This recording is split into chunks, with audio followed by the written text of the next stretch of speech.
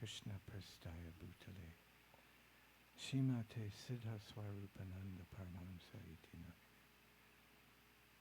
Namo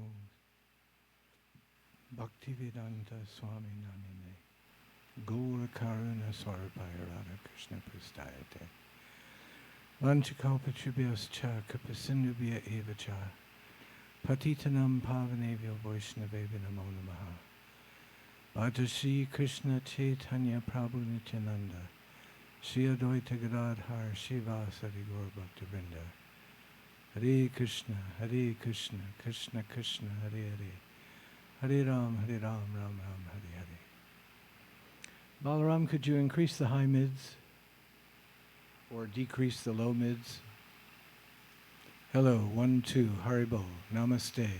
That's sounding better, yeah.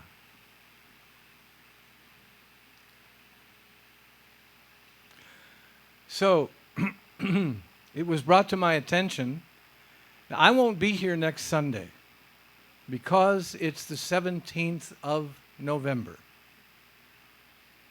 And the 17th of November is Gaur-Kishore Das Babaji's birthday and his disappearance day. Both. And it's also my daughter's birthday. So, out doing a little something. So I can't make it next week. So I thought I would bring to bear the auspiciousness of Gaur-Kishore Das Babaji. Gaur-Kishore is not, he's a part of our parampara, a very important part of our parampara, but we don't know very much about him. In fact, before I started researching for his appearance and disappearance day, I only knew one story about him, which I'll get to later. But I didn't know very much about him, and I think probably you guys don't know very much about him. Right? Right. So maybe before I start, I should ask if there's any questions that we want to get out of the way first. Anybody has any questions or anything that they want? Oh, come on, you guys. No, just get on up here. Grab a chair. It's okay. Goodness gracious. They want to stay as far away as they can. I don't blame them. But are there any questions, first of all? I don't see any hands up. Where did Boying go? Where's Boying? Changing his shirt? Ah. Okay. I brought a little something to read about Gaur-Kishore Das Babaji. I think you will be pleasantly surprised to know some of these things and feel as if your devotion has entered another dimension. It's always nice to know, about devotees of the Lord.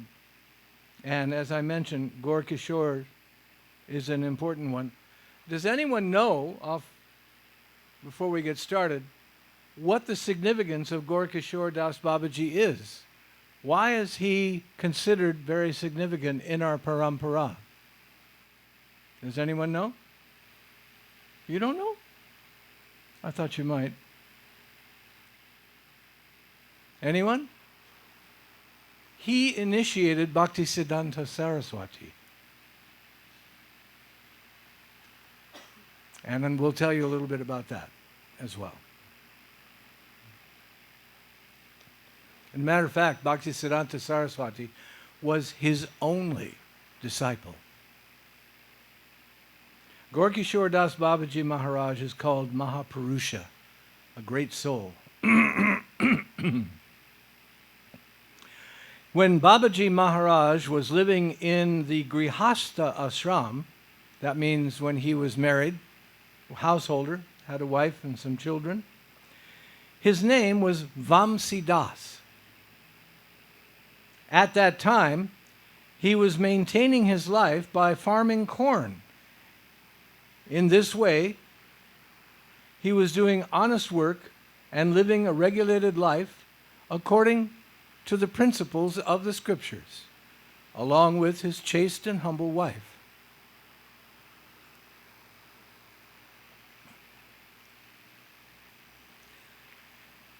And so he lived for some time in this way. Gradually, however, he began to search for the ultimate meaning of life and more purpose in his life. And finally, the time came for renunciation, for him to take sannyas. This means to break off all connection with his wife once and for all. He left his family behind and went to Vrindavan. In fact, India is the only country in the world that I know of that you can be pronounced dead when you're not dead. Because when you take sannyas, when you enter the order of sannyas, you are dead. You are actually given a death certificate as far as anybody is concerned legally in any way. You're dead. It was kind of interesting. That's why, you leave the family, you leave everything, and you just go away from all attachments as if you died. He left his family behind and went to Vrindavan. There, he came into connection with Bhagavat Das Babaji Maharaj, one of the disciples of Jagannath Das Babaji. From Bhagavat Das Babaji Maharaj, he accepted the dress of one in the renounced order of life, sannyas, and thus he became a Babaji, or Swami. After first having wandered the 64 miles of Vrindavan, visiting all the holy places there. At this time, he maintained his life by practicing Madhukari. If anybody knows what Madhukari is, please tell me. I don't know what it is, but it's something that allows him to, probably begging.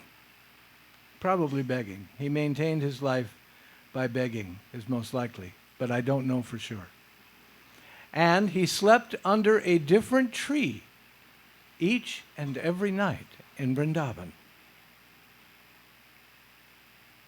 He saw all the residents of Vrindavan as being the direct personal associates of Sri Krishna, and he offered his obeisances unto every tree, unto every creeper, every flower, insect, and locust in the entire holy dham.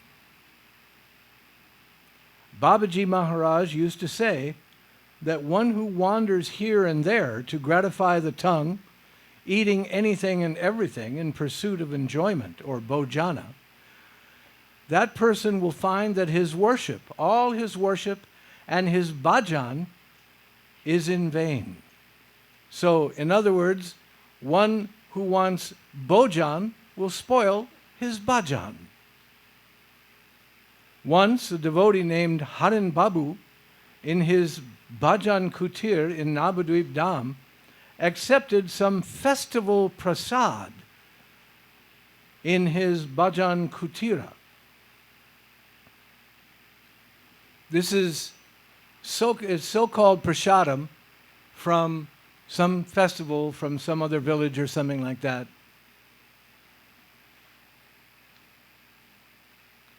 And when he heard of this, Srila Babaji would not speak to him for 3 days. On the 4th day, he said, "In your bhajan kutra, you have accepted this festival prasad given by low-class harlots and beautiful women. Because you have eaten these things without regard for where they have come from, your bhajan is useless." So, be careful. Somebody's offering you prasad You don't know who it's been offered to, who it's been offered by. Prasadam offered by devotees at the feet of Lord Krishna. This is real prasad for a devotee of the Lord, for a bhakta. Not something offered by a bunch of crazy people, street people, or whatever have you. Once, on the anniversary of the disappearance of Srila Sanatan Goswami, Srila Babaji Maharaj said, this afternoon we shall have a great festival, a Mahotsava for the holy day. This holy day marks the passing of Srila Sanatan Goswami, the great and wonderful Vaishnava. His servant, who was nearby at the time, heard him and he said, Babaji, where will we get the things that we need for a festival? Srila Babaji Maharaj turned to him and said, we have no need of anything. We may fast and chant the holy name of Krishna, and in this humble way we shall enjoy a great festival. So he was very, very, very, very, very, very, very, very disattached to anything external. And that'll become even plainer as we go along. One day, a resident of Agratala named Nirendra Kumar Sena came to visit Srila Babaji Maharaj, Gaur Kishore. He wanted to know the Siddha Pranali. Siddha is perfection, Pranali is life. The path of perfection. Srila Babaji Maharaj told him, you cannot know Bhagavan through your fanciful imagination. If you go on chanting this holy name, then you will gradually realize the internal meaning of its syllables. The Svarup, or personal form of the holy name, will manifest itself within you. And the Sadhaka, your personal being at that time, will also realize his own internal self. At that time, also, your Sadhaka, you, your soul, you, will awaken to his particular divine service to Sri Krishna, the service that will be dear to his heart upon attaining perfection. So, with the enlightenment and bhakti, although one never gives up their relationship with Guru, nevertheless, Guru is, for those of us who are engaged in sadhana bhakti, it is Guru who tells us what we can do that will be pleasing to Krishna. But when one realizes their eternal relationship with the Lord, then, as he says, the awakening of your personal divine service to Sri Krishna will happen. And that service will be dear to your heart upon obtaining perfection.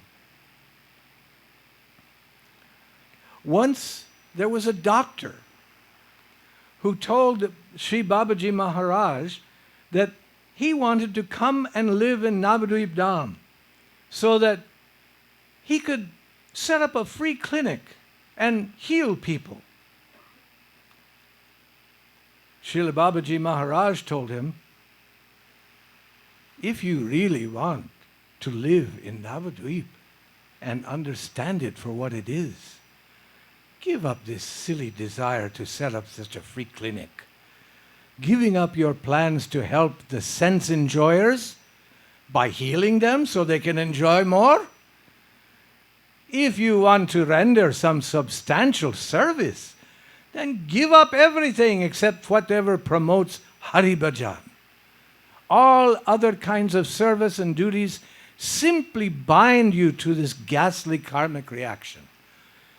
So we know a lot of people, we've heard of so many people that they get money Like the owners of Microsoft, they retired and they're thinking that they're serving the world. And they make this big, charity. They make some charity business. Warren Buffett also making this big charity business. It's fine, it's nice, you want to give something to others. But Babaji says, you want to give them something so they can go out and just enjoy their senses some more? That doesn't do them any good, doesn't do you any good. It just makes more karma. So while it's nice to do good things, it doesn't do anybody any good. Not really. It keeps you bound to this world. Doing good begets good. That is karma. So doing good deeds is not bhakti. It isn't even really karma yoga. Because in karma yoga, if I were to set up a free clinic, then I would be simply desiring to serve Krishna and giving Krishna, not giving physical health, but giving Krishna to everyone who came. Yes, I could give them physical health also, but I would be talking to them more about Krishna and more about how their lives could truly be benefited, not with a pill, but with real knowledge. That would be the perfection of such a clinic.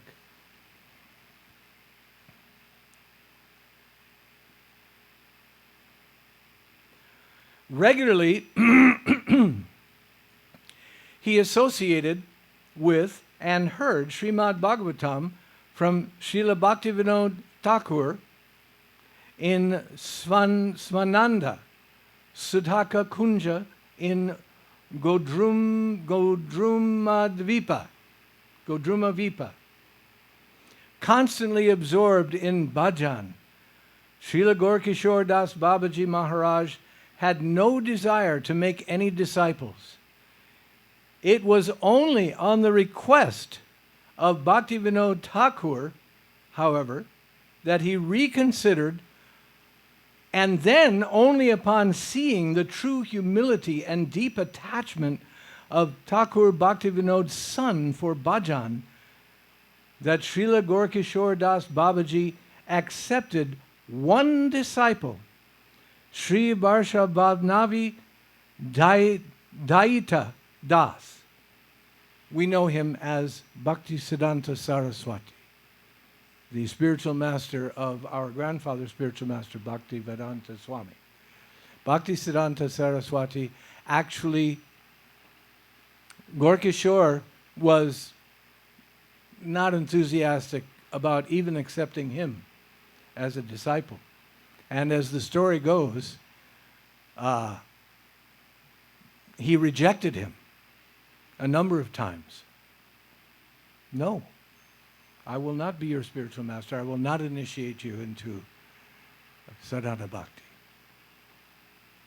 Finally, as Gaurkishore was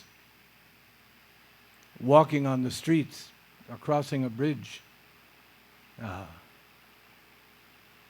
Bhaktisiddhanta Saraswati threatened to commit suicide by jumping off the bridge unless he accepted him.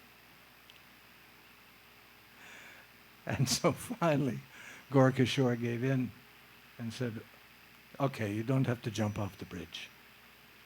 I will accept you. His one and only disciple. Gaurkishore Das Babaji Maharaj spoke gravely to a newly married man. I want you all, you girls, and all you married men, and all you unmarried men, to listen to this very carefully, because this is very, very, very, very cool stuff. You listening? I hope so. He said, a Vaishnava wife is extremely rare and difficult to find in this world. Even Bhaktivedanta Swami didn't really have a Vaishnava wife. As you've heard before, she went off and sold his only Bhagavad Gita. She was raised in a Vaishnava family, but she was more interested in other things.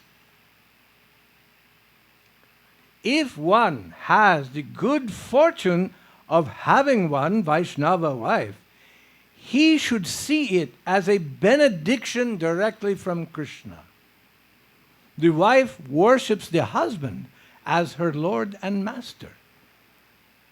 But similarly, the husband should worship the wife because she is Krishna Dasi, a servant of Krishna. In this way, their union can be perfect. The husband can protect his devotional enthusiasm by not considering his wife to be his maidservant. But she is always the maidservant of Krishna. This is how real Vaishnava marriage should always be considered. Not that you marry somebody forever and you come back and again and you marry them again and again and again in different lifetimes. No, this is nonsense. But your wife should always be considered Krishna's servant. And therefore she is worshipable in that way.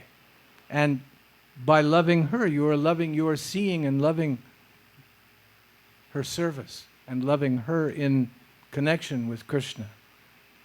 And the wife should take care of her husband as her Lord. In other words, he is her spiritual master in a way, that he is her path to Krishna. Sometimes this is very difficult in sadhana bhakti because either husbands or wives tend to get screwed up somewhere and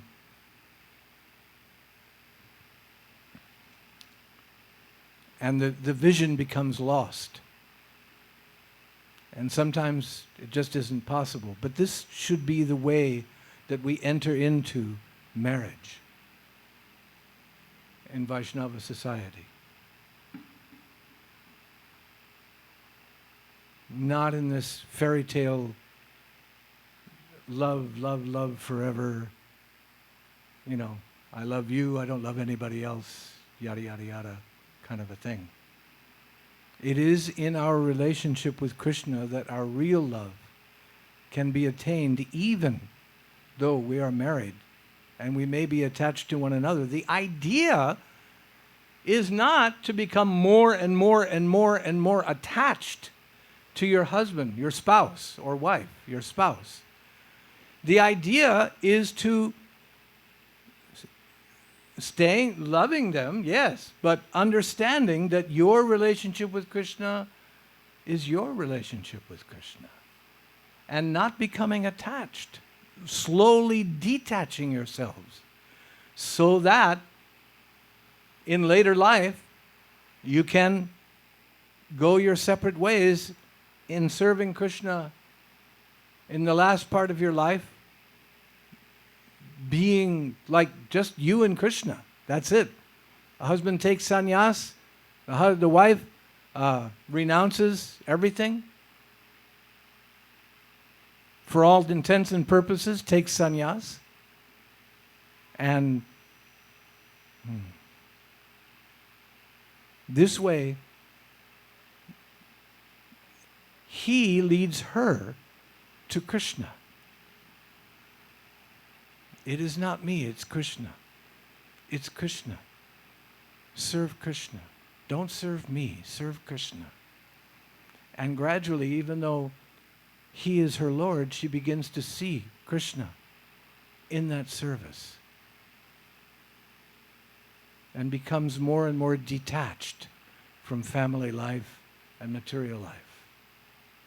This is the idea. Here in the West, it's a little difficult sometimes. My wife wants to take care of me until I die. I don't know what I'm going to do. You know? My hope is that she and my daughter will go off to the States and she wants to go to school and yada, yada, yada, and they'll leave me behind. And I can, you know, But that's up to Krishna. I don't know what's going to happen. But we do the best we can in that consciousness. Always in that consciousness.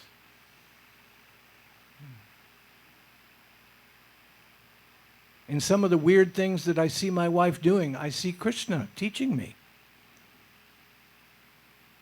You know? And so I'm seeing her more and more as a servant of Krishna, even though she may not be aware of it. But, you know, she's a Jesus freak. What can I say? And sometimes that precludes her from understanding what I'm doing. But she respects it. So, this is how we can live in a Krishna conscious marriage. Are there any questions?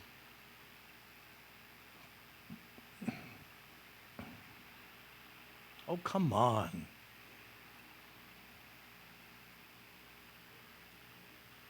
You have a question? No? No questions? How about you guys? If you have a question, you can email it, Kirtan at this FB, and they'll tell me what it is. Yes, sir. Elaboration on the definition of Bhujan and Bhajan. The definition of Bhujan bhujan, and Bhajan. material enjoyment, and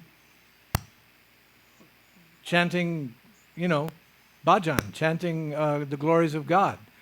So if you love bhujan, you ruin your bhajan.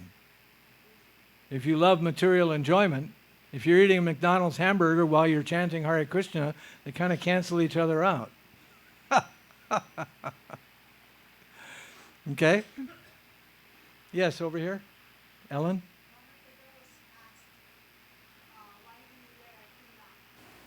Who asks? One of the girls. Why do we wear tilak? This is tilak.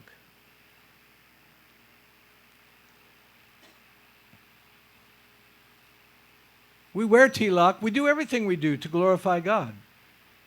Tilak itself is a name of God. Shri Keshavaya. Shri Keshavaya Namaha. There's actually 12 places on your body that you can put tilak. But this is the one. Haribol, ladies. This is the forehead is the one that everybody sees and knows that you're a devotee of God. And we apply tilak for Krishna's protection. Tilak is there to both glorify Krishna and to protect you as a devotee of Krishna. So we put the name of God on our forehead, which you might recall in the Bible. I always find this very, very interesting. In the last days, it says that, God's devotees will have the name of God upon their forehead. And I always thought that was really cool. And we wear the name of God on our forehead as much as possible. Does that answer your question? Namaste. Any other question?